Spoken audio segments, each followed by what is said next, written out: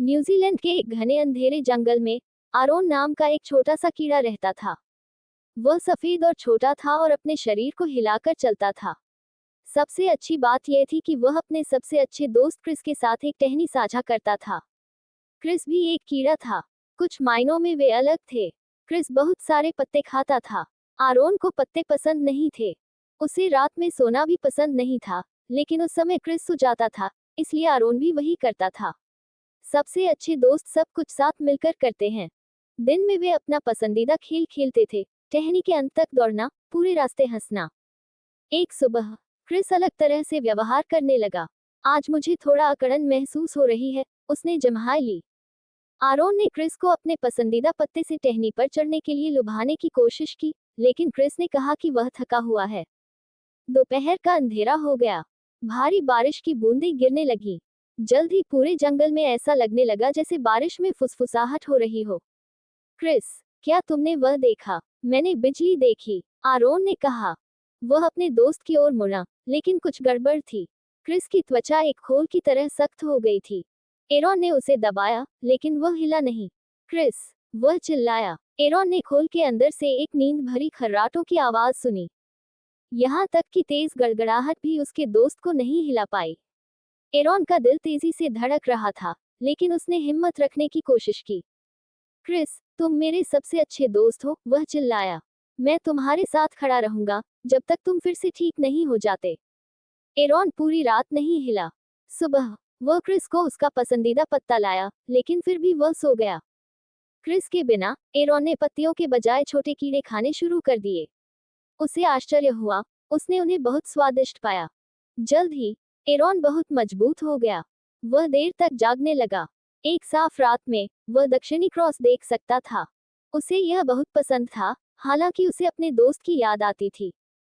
7 रातों के बाद एरॉन ने कुछ अजीब देखा।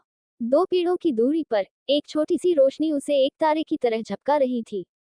जल्द ही एक और फिर एक और। उसने थोड़ा ध्यान से देखा और जम गया। क्या वह कोई आवाज थी?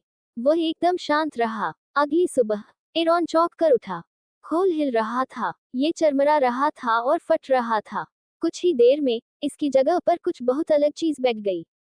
क्रिस, तुम एक तितली हो, एरॉन चिल्लाया। क्रिस ने हंसी उड़ाई। मुझे अपने पंख फैलाने की जरूरत है। और इसके साथ ही वह उड़ गया। एरॉन ने अपने दोस्त को जाते हुए देखा और उसके पेट में एक अजीब सी अनुभूति हुई। वह उसका पीछा नहीं कर सका। वह बस टहनी के ऊपर की ओर दौड़ सकता था। क्या क्रिस फिर कभी टहनी के ऊपर की ओर दौड़ना चाहेगा? अजीब सी अनुभूति उसके गले तक पहुंच गई और वह रोने लगा। वह रोता रहा और रोता रहा जब तक कि अंधेरा नहीं हो गया और उसके आंसू खत्म नहीं हो गए। क्या तुम ठीक हो? अंधेरे में एक आवाज आई। एरॉन रुक गया। छोटी छोटी रोशनियां वापस आ गई थीं। उसने निगल लिया और एकदम शांत खड़ा रहा। वह नहीं चाहता था कि कोई उसे देखे। अचानक उसे अपनी पीठ पर धक्का लगा और वह उछल पड़ा। आरोन, यह मैं हूँ। आरोन शांत हो गया। यह उसका दोस्त था। क्रिस, मैं तुम्हें देखकर बहुत खुश हूँ। तुमने मुझे अंधेरे में कैसे ढूंढ लिया? मैंने वहां एक आवाज सुनी और मैं छिपने के लिए चुपचाप खड़ा रहा।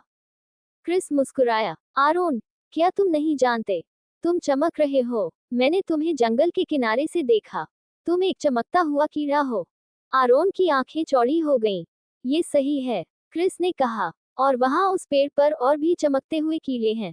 वे तुम्हें बुलाने की कोशिश कर रहे हैं। वे दोस्त बनना चाहते हैं। आरोन हंसा, लेकिन फिर उसे याद आया कि वह क्यों उदास था। क्रिस, अगर तुम एक तितली हो और मैं एक चमकता हुआ कीड़ा हूँ, तो क्या हम अभी भी दोस्त हो सकते हैं?